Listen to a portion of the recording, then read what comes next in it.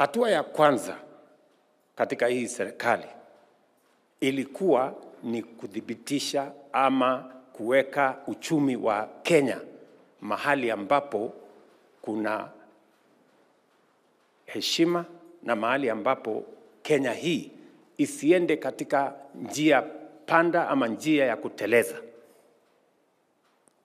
Na ndio sababu hiyo ilibidi niamue mambo mengi.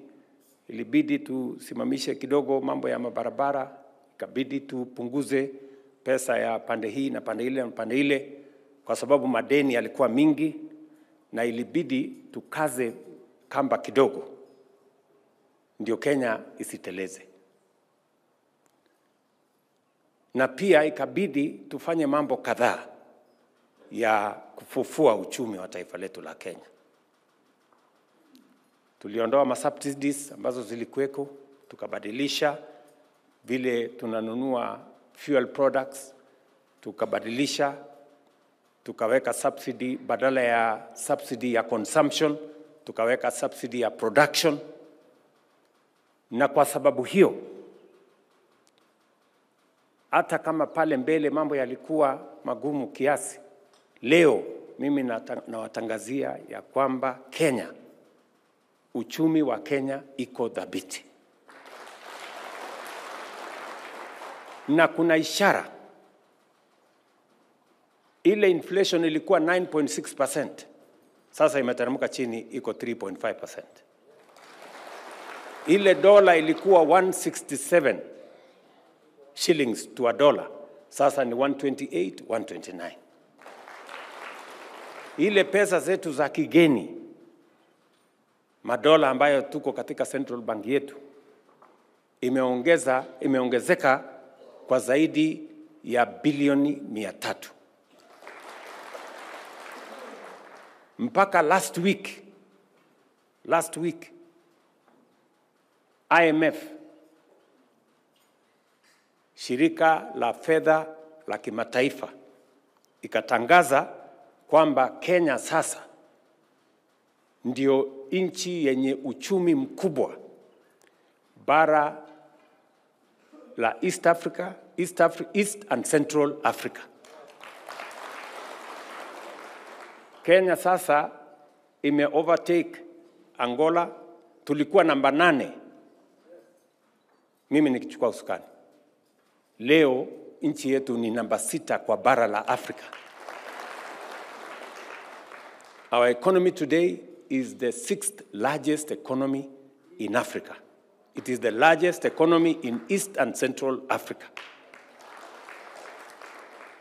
Because we made the right decisions. Nchi zingine hawakufanya vile tulifanya, wakadefault kwa their foreign obligations. Currency zao zikakuwa devalued by 100%, ingine by so much, mambo yakaharibika. So I can proudly say the people of Kenya, through their sacrifices and the decisions we made together, collectively, we are reaping the benefits. Our economy is now stable and we are the 6th largest economy in Africa. Elimu ni ya muhimu. So mimi nataka niombe nyinyi wazee msomeshe watoto, na msomeshe watoto wote. Siku ile ingine ya kusema ati vijana ndio wako mbele ya wasichana, hapana. Hapana. So si mnaona hapa Soipan ni waziri? Anaamurisha jeshi mzima. Mama. Si namna hiyo? Sasa vile tu Waswahili walisema yaliyopita si ndwele. Tugange sasa ya sasa na yajayo. Si ndio? So tushirikiane namna hiyo. Na nimekubali hiyo maneno yenu, na nataka tushirikiane, na naomba ya kwamba pia na nyinyi mshirikiane. Tusiwe na migawanyiko. Viongozi hata kama ni kuomba kura, tuombe kwa taratibu, kwa heshima, na kwa ustaarabu.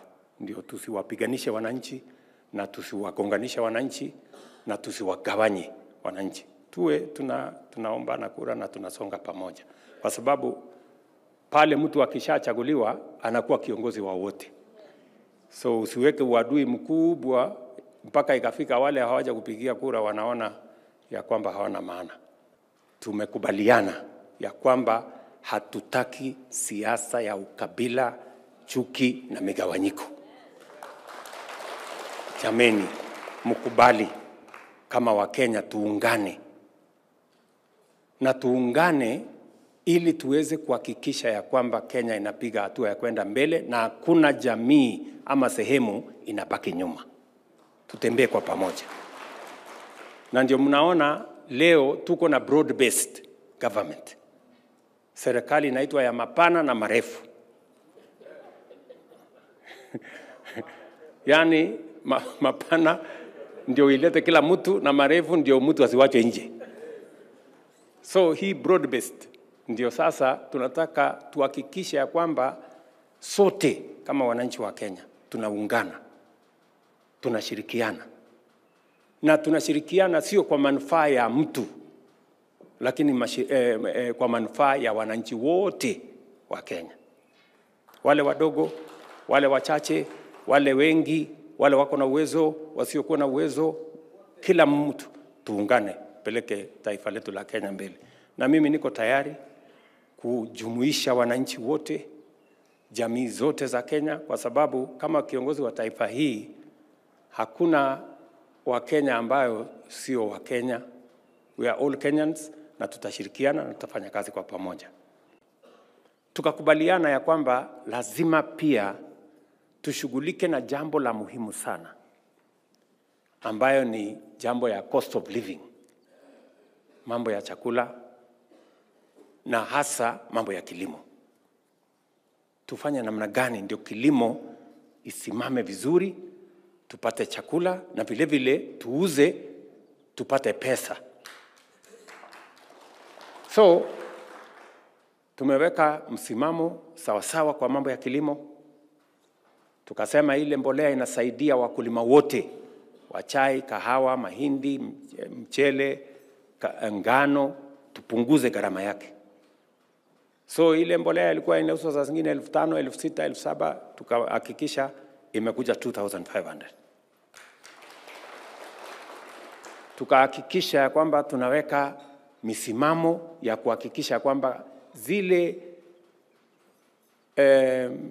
avenues ya ufisadi na ukora na utapeli ambaye inanyima wafugaji wetu na wakulima wetu bei ya sawasawa ya mazao yao tuyashughulikie.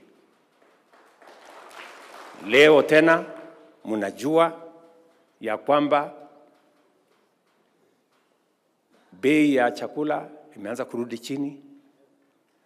Last year kwa mfano tulizalisha mahindi peke yake magunia milioni 74 kutoka magunia milioni 40 ambayo tulikuwa tunazalisha pale nyuma.